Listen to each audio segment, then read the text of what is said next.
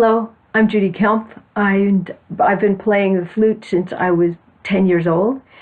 Why did I choose the flute? I chose the flute because my mom had one at the house, and I thought that that's a small case and it'll be easy to carry to and from school. And then the other thing is that when she showed me how to get a sound on the instrument, I just thought that was so much fun to produce that kind of a sound.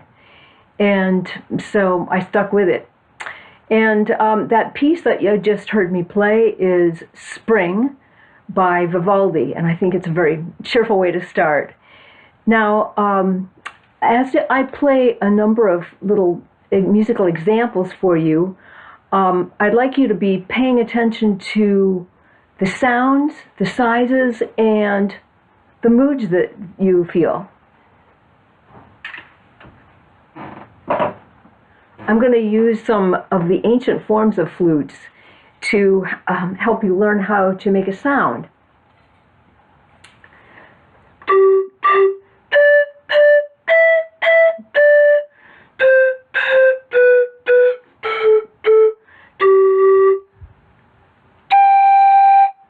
The way I get a sound on this instrument is I blow my air at the opposite edge at an angle so that the air is sliced in half. Half is lost in space, the other half goes shooting into the tube.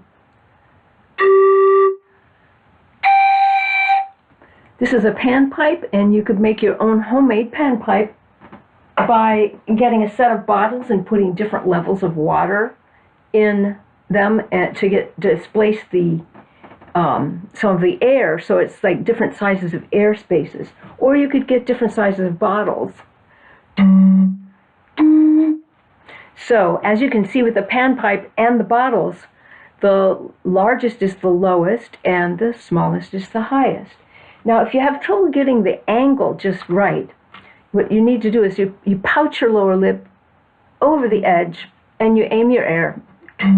The pout actually helps you aim.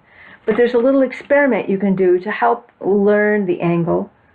If you line up a straw just under the edge there, and you aim the air that you're blowing in through the straw at the opposite edge, you can slice the air and get a tone that way.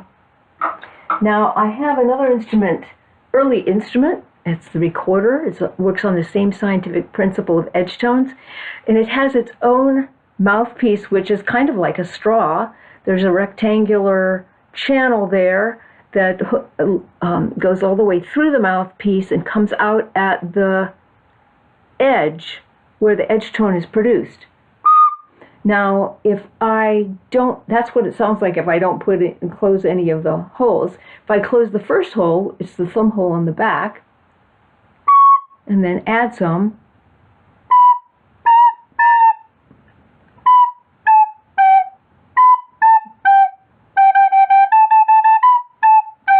While it's easy to get a sound, it's sometimes a little difficult to cover the holes. Now, I have a couple of other instruments to play for you today, and the piccolo is the smallest of all the woodwinds.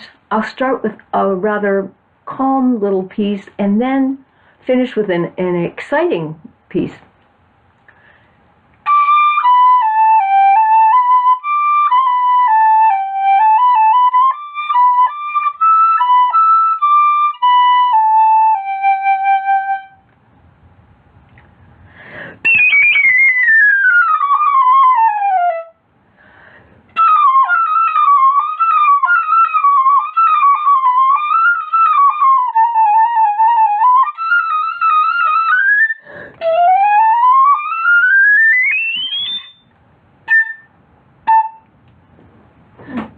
And then for something more soothing, the alto flute on simple gifts.